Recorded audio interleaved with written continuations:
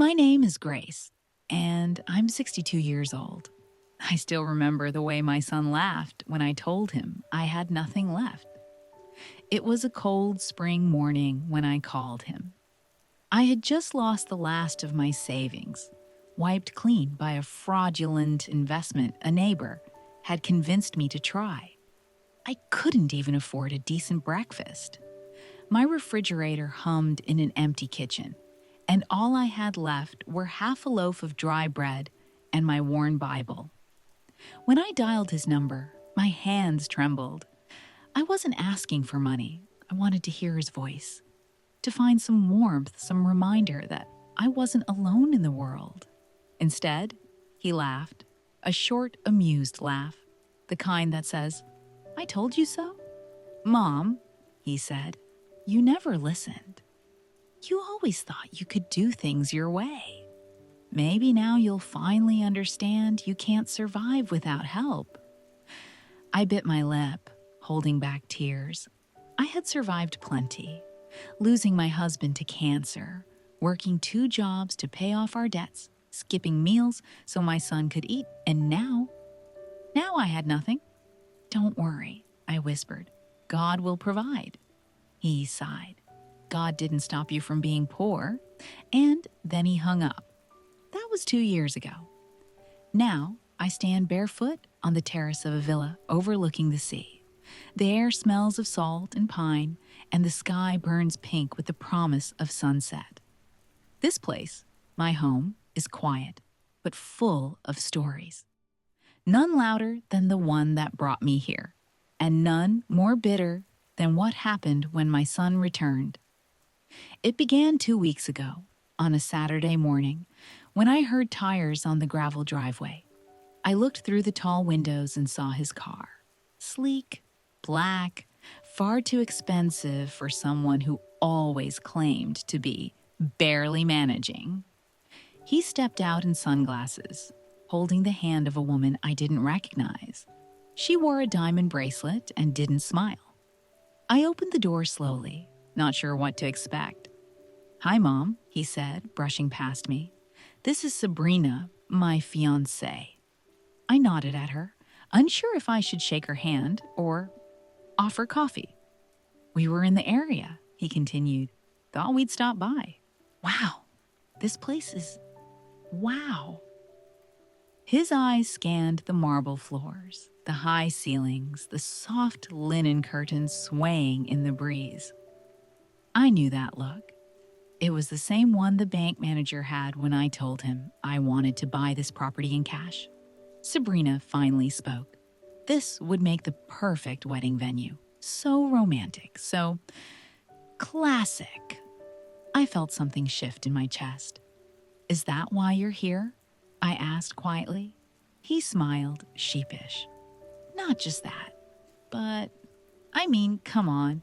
You live here alone. It's way too big for one person. You don't even host parties." "That's true," Sabrina added. "You could move into something cozier, like a condo." "And give you this villa?" I asked. He laughed again, just like before. "Mom, be reasonable. You're over 60. You don't need luxury. You need comfort, safety." I said nothing. I walked into the kitchen and poured myself a glass of water. The last time he visited me, I was in a 1-bedroom rental with peeling wallpaper. He never looked twice at my life back then. Now, suddenly, he saw value in it. "Tell me," I asked, turning to face them. "What do you really want?" He paused. "We'd like to hold a wedding here. And after that, we were thinking of living here, just for a while, until we find our own place." "Which means," I said slowly, "you want the villa, my home. After laughing at me when I had nothing, you now want what I built." "Mom, that's not fair." "No, it's not, but neither is life." There was silence for a moment, only the sound of wind brushing through the olive trees outside. I looked at Sabrina. Her eyes were already on the staircase, imagining where her designer furniture would go. "You didn't ask how I got this villa?" I said. He raised an eyebrow. I took a deep breath. After I lost everything, I worked at a small cafe. Morning shifts, cleaning tables, washing dishes. I was invisible to most, but not to one man. I paused, watching their confusion grow. He was an old customer, quiet, alone, always reading financial journals. He saw me wiping the same table one morning and said, "You have the eyes of someone who sees more than dust and stains." I smiled faintly. It's been 8 months since baby Grace was born. The villa is filled with life now. Baby laughter, fresh flowers from the garden, the smell of bread in the oven. The walls echo with joy, not silence. My son visits often. He doesn't ask for anything. He brings groceries, fixes things around the house, and plays guitar on the porch for his daughter. Sometimes I catch him staring at her, like he's still trying to believe she's real. He's not perfect, but he's present. Sabrina is stronger than ever. She's studying counseling now, hoping to help women who faced emotional manipulation and spiritual exhaustion. She holds weekly circles in the chapel. Sometimes I join them. Sometimes I just sit outside and listen to the sound of healing. Elias built a wooden cradle for baby Grace, smooth oak carved with vines, and the words, "You are held." He asked me once if I regretted not having more money, more travel, more luxury. I laughed. "I have more than enough," I said. "I have what matters." We planted a fig tree together last week. Underneath it, we buried a box.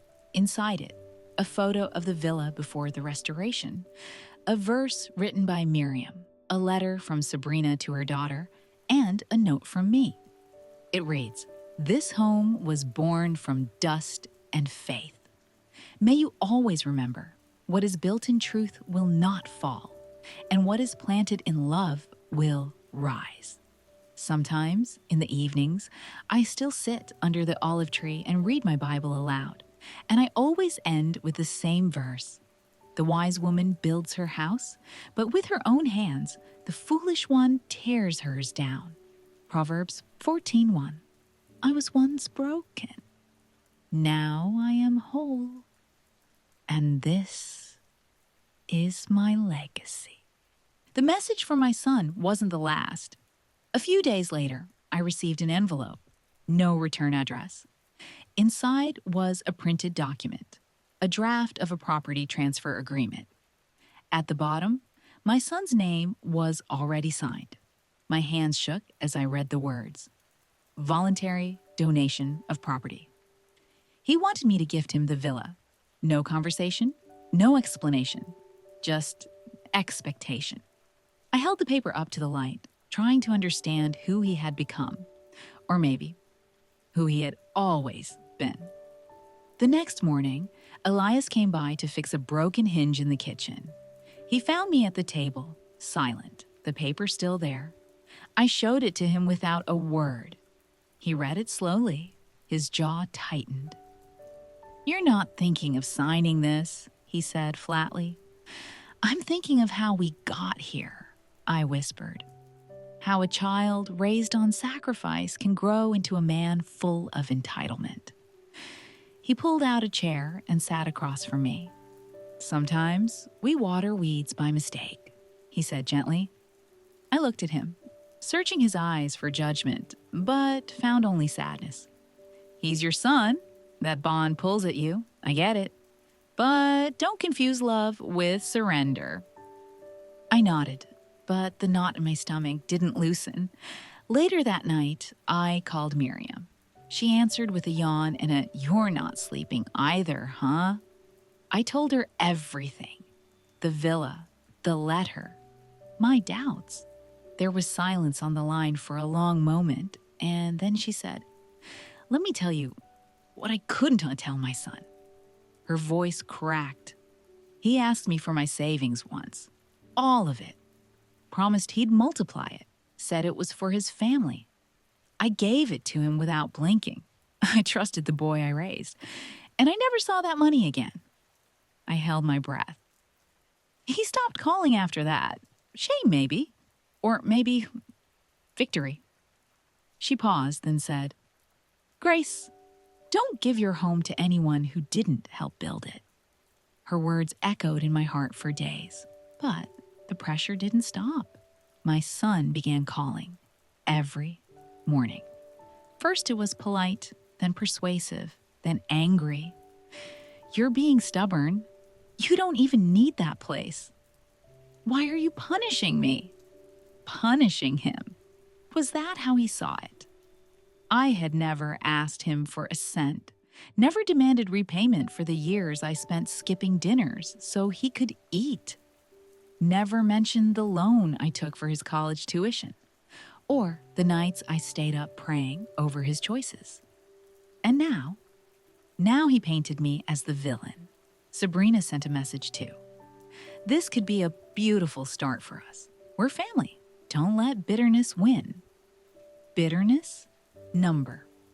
This wasn't about revenge. It was about dignity. One afternoon, I saw Elias standing by the fig tree with his toolbox. I walked over and asked, Why did you stay all these years? He smiled. Because you fight for things no one else sees. Then he looked straight into my eyes. And I see you. My heart thudded.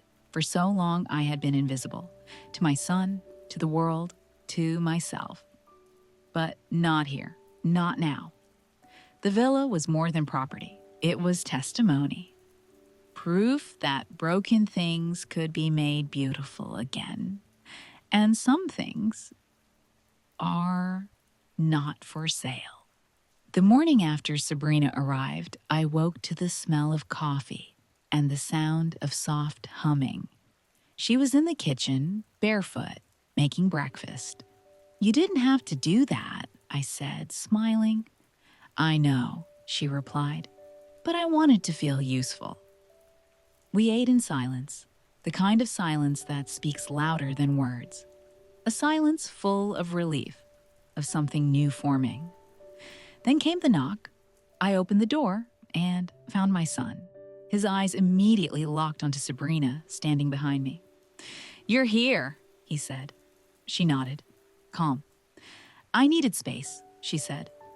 He looked at me. You took her in? I stepped forward. She came to me, and yes, she's staying. His face darkened. You've always done this, taken sides, even when I was a kid. I'm not taking sides, I said. I'm standing for what's right. He scoffed. What's right? You've turned everyone against me. No, Sabrina said quietly. You did that yourself. He turned toward her, shocked. You said you needed the villa, she added. But you never once said you needed me. The words hit like a slap. He opened his mouth, but nothing came out. I watched as realization flickered in his eyes. Realization that the power he thought he held was slipping. Then he turned to me. You've replaced me with strangers. No, I said. You left long before anyone arrived. He didn't respond, just stood there, eyes darting between us, before finally turning and walking away. No threats, no pleas, just silence. Later that day, Elias came by. I told him everything. He listened, nodding slowly. He'll be back, he said. Maybe, I replied. But not for the reasons he once came. And I knew it was true. From that day on, Sabrina became more than a guest. She helped me tend the garden, learned to cook from Miriam, and began attending the chapel. One morning, as we sat under the olive tree, she placed a hand on her belly and whispered, I want this child to grow up around women like you. I blinked away tears. I'm not perfect, I said. You're real, she answered. That's what I need. And for the first time in years, I felt something stir in my chest. Hope A few weeks passed. Life became quieter, the air warmer. Sabrina stayed. She helped paint the nursery in a soft shade of sage green. We laughed when we got paint on our faces, cried when she felt the baby kick for the first time. The villa didn't feel lonely anymore. It felt alive. But then, a letter arrived. Not from my son. This time, it was from his lawyer. A formal notification of intent to sue, claiming emotional distress, alleging that I was mentally unfit to manage property of such value. It was a punch to the chest. I sat at the kitchen table, letter in hand, breath shallow. Sabrina found me there. She read the letter, then grabbed her coat. "I'm going to speak to him," she said. "No," I said firmly. "I'll speak to a judge, not a man who sees love as leverage." I called Daniel, the lawyer. He was calm. "We're prepared for this. The trust is solid. But you'll need to testify, Grace, in court." My heart pounded. The idea of sitting in a courtroom, facing my son, defending my sanity, it was terrifying. But that night, I opened my Bible. My eyes fell on a verse I hadn't marked, yet it felt written for me. "The Lord will fight for you. You need only to be still." Exodus 14:14. Stillness, not weakness. Peace through trust. I looked in the mirror and didn't see the scared woman I once was. I saw someone who had lost everything and found herself. The day of the hearing, I wore the simplest dress I owned. Miriam came with me. So did Elias. And Sabrina, now visibly pregnant, walked beside me with quiet strength. My son didn't look at me when I entered the room. His lawyer spoke first about age, instability, family inheritance, emotional manipulation. Then Daniel stood. "She is not unstable. She is unshaken." He spoke of my work, my choices, my independence, the transformation of the villa, the investments, the trust, the purpose. Then I was called. As I walked to the front, the room felt heavy, but I stood tall. "I am not ashamed of how I built this life," I said, "and I will not be bullied into giving it away." I spoke of nights scrubbing floors, the people who helped me rise again, and the value of a home made with heart, not money. "I'm not rich because I own property," I said, eyes locked on my son. "I'm rich because I finally remembered who I am." The judge listened in silence. At the end, he ruled in my favor. My son left the room without saying a word. And I walked out free. Not just legally, but emotionally. After the court ruling, things changed, but not all at once. Some people think justice feels like a celebration. It doesn't. It feels like quiet, like finally exhaling after holding your breath for too long. For the first few days, I avoided looking at my phone. I didn't want more messages, more noise, more pain, but the silence stretched, and it started to feel like peace. Miriam visited with a gift, a hand-stitched blanket for the baby. "I embroidered a verse on the corner," she said, smiling. Psalm 127, verse 3. "Children are a gift from the Lord. They are a reward from Him." Sabrina wept when she saw it. Later that night, we sat under the stars. Me, Elias, and Sabrina. We didn't talk much, just listened to the wind through the trees and the faint sound of waves in the distance. "I want to name the baby Grace," she whispered. I looked at her startled. "Are you sure?" She nodded. "You gave me a home when I had none, strength when I was lost. If she grows up to be half the woman you are, I'll be proud." I didn't respond. I couldn't. I just held her hand and blinked away tears. But peace doesn't mean the battle is over. One afternoon, I found an envelope wedged under the gate. It was a letter from my son. No lawyer's tone, no accusations, just his handwriting. I lost everything. I thought winning meant control. I see now. I never learned how to be grateful. I'm sorry. I stood there in the driveway, reading it again and again. There was no request, no manipulation, just regret. That night, I sat with Elias. "What do I do?" I asked. He looked at me for a long time, then said, "You forgive him, but you don't hand him the keys." Forgiveness and boundaries, both possible, both necessary. I returned to the chapel the next morning, lit a candle, and whispered, "I forgive him." The flame flickered gently, as if answering back. The day Sabrina went into labor, the sky was golden. She called out from the hallway, breathless, clutching her belly. Elias rushed to bring the car around. I held her hand, whispered prayers, wiped her forehead. In the hospital room, everything moved fast. Nurses, machines, contractions. She squeezed my hand and cried, "Don't leave me." "I'm not going anywhere," I whispered. "We're doing this together." 3 hours later, a baby girl was born. They placed her in Sabrina's arms, tiny and red-faced, with a strong cry. "She's here," Sabrina whispered. Then she looked at me. "Do you want to hold her, Grandma?" The word caught me off guard. "Grandma?" I took her gently, my heart trembling. She smelled like hope and beginnings. "Welcome, little Grace," I whispered. But as we sat there, the door creaked open. It was my son. His eyes were red, his posture slumped. He looked at the baby, then at Sabrina, then at me. "I didn't come to fight," he said softly. "I just wanted to see her." Sabrina didn't move. I stood. "She's beautiful," he said. I nodded. "She has your eyes," I replied. He walked closer, slowly, then stopped a few feet away. "I've been a fool," he said. "All my life, I chased comfort and control. I didn't know how to just love people. You showed me how, and I mocked you for it."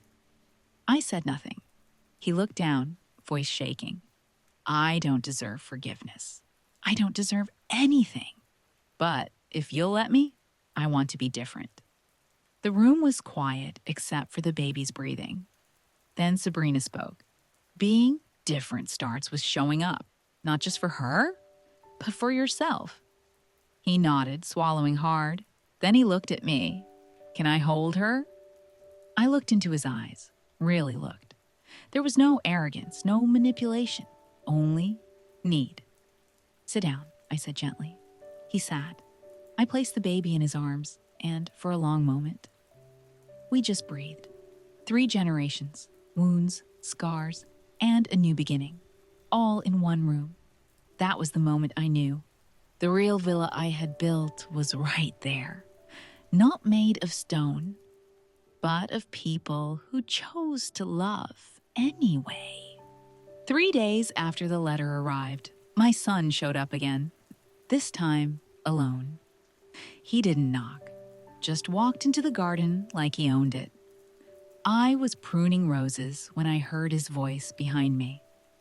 "I talked to a lawyer," he said. "He says if I can prove you're not of sound mind, I might be able to challenge the title." I froze. Slowly, I turned to face him. "You're threatening me?" I asked, my voice barely above a whisper. "No," he said quickly. I'm saying there are ways to make this easier for everyone. You're getting older. Maybe you're not seeing clearly. Maybe you need guidance." He was talking to me like I was a stranger, a burden, not a mother, not a woman who gave everything for him. My hands tightened around the pruning shears. "Don't mistake silence for weakness," I said. "And don't confuse age with confusion. I see clearer now than ever before." He scoffed. "Why are you doing this? For what? Pride?" "No," I said. "For peace." I walked past him, my chest burning. I didn't cry. Not this time. Later that night, I found Elias in the workshop, sanding a piece of wood. The air smelled of sawdust and lemon oil. I think he's planning to take me to court, I said. He didn't look up. Let him. I sat on a stool nearby. It'll get ugly. Truth often does, he said. Then he finally met my eyes. But you don't have to face it alone. The words wrapped around my heart like a blanket. Safe. Steady. We sat in silence, the way people do when they trust each other more than words. And for the first time, I allowed myself to think, maybe I don't have to fight this war alone. The next morning, I called Miriam. I want to put the house in a trust, I told her. Something that protects it, something he can't touch. I know someone, she said. Within days, I was sitting in a small office with a kind-faced lawyer named Daniel.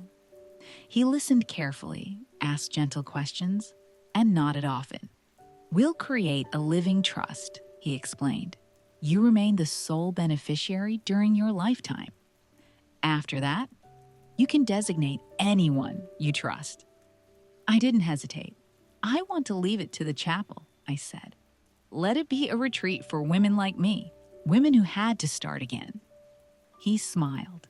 That's a noble legacy. Legacy. Such a simple word for something so sacred. When I walked out of that office, I felt lighter. The villa no longer felt like a possession. It was a purpose. And with that, the time began ticking. I knew once my son found out, he wouldn't go quietly. It was a Sunday evening when the storm hit. Rain slammed against the windows, thunder rolled over the hills, and the lights flickered. I lit candles and settled into the armchair with my Bible. I needed peace, strength, a reminder of what truly mattered. That's when the doorbell rang. I opened it and found Sabrina, soaked, alone, mascara running down her face. I need to talk to you, she said. I stepped aside. She stood in the living room like someone who didn't belong but couldn't leave. I didn't know he sent that letter, she began. The donation paper. I said nothing. She wrung her hands. And I didn't know he'd threaten you with lawyers. That's not why I came with him. Then why did you? I asked. She swallowed hard. Because I'm pregnant. I felt the air leave my lungs. And because I was afraid, she continued. He said you owed him this place, that he deserved it, that he'd take care of me and the baby. But something didn't sit right. The more I watched him talk about this house, the more I realized it wasn't about family. It was about power. I studied her.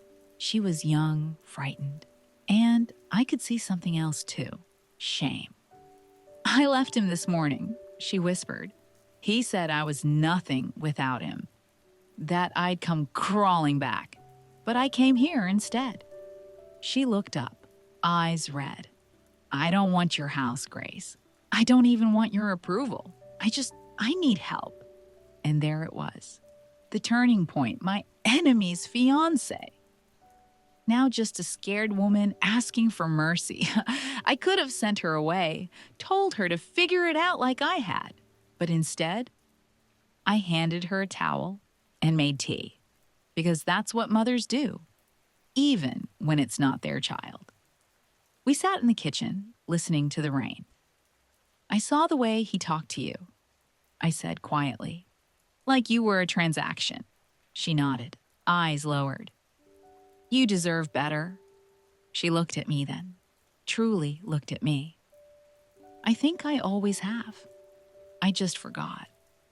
In that moment, I saw myself in her, a woman who had once believed she needed permission to be strong. I reached across the table and took her hand. You don't need him, and you don't need this house. But you do need courage, she smiled, tears falling freely. The storm raged outside, but in that kitchen, something shifted, something sacred. He taught me how to rebuild, slowly, with wisdom. He didn't give me money. He taught me about credit, savings, and investments. Real ones. I saved every penny. I lived like a monk for 2 years. I bought this villa when no one wanted it, because it needed fixing.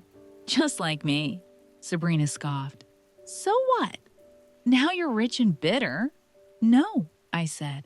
I'm rich and awake. I opened the door again. You can have the wedding here, one day. But this home isn't yours. Not now, not ever. His face darkened. I'm your son. And I'm your mother, I replied. And I taught you better. He stared at me, then turned without a word.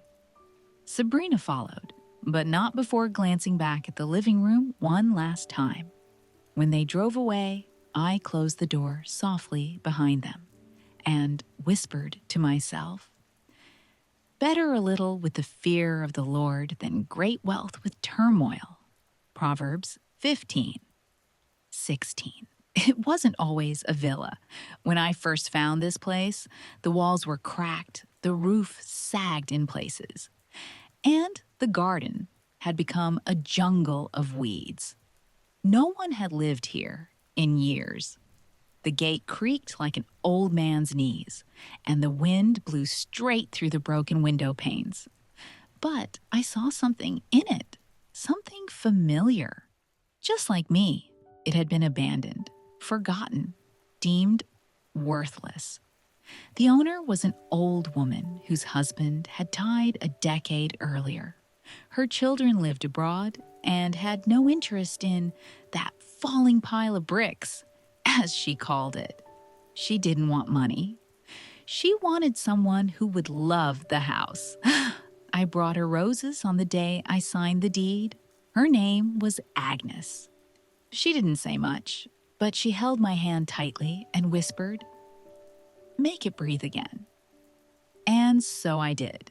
I cleaned every corner with my own hands, scrubbed mold from the walls, patched holes in the ceiling, planted lavender and mint in the garden. I hired a carpenter named Elias, a widower with rough hands and gentle eyes. He worked with me, not for me.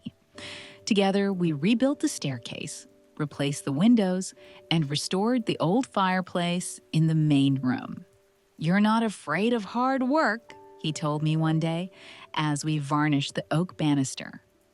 "I'm afraid of losing myself," I replied. He didn't ask more, just nodded. We became friends, slow and steady like the seasons. Some evenings we sat under the stars with mugs of hot tea and talked about life, God, and the things people never say out loud. He once said something that stayed with me. "Riches come and go, Grace, but purpose, that stays in your bones." There were moments I wanted to quit, especially when the bills came in. But I learned to manage money differently this time. I studied, I listened to financial podcasts, read books, and tracked every cent. I started using prepaid cards to avoid overspending and avoided credit cards altogether. Every time I felt tempted to give up, I would walk into the old chapel down the road, a tiny stone building with wooden benches and the smell of incense thick in the air. It was there I met Miriam. She was in her 70s, wore floral dresses, and always carried a little notebook where she scribbled verses. We became friends over whispered prayers and shared tears. One morning, as I sat alone in the last pew, she walked up behind me and whispered, "You were made to bloom again. Don't let yesterday's sorrow steal tomorrow's garden." Miriam had lost 2 sons, one to war, another to greed. She never spoke their names, but wore their absence like a shawl over her shoulders. She became a mother figure to me in ways my own never could.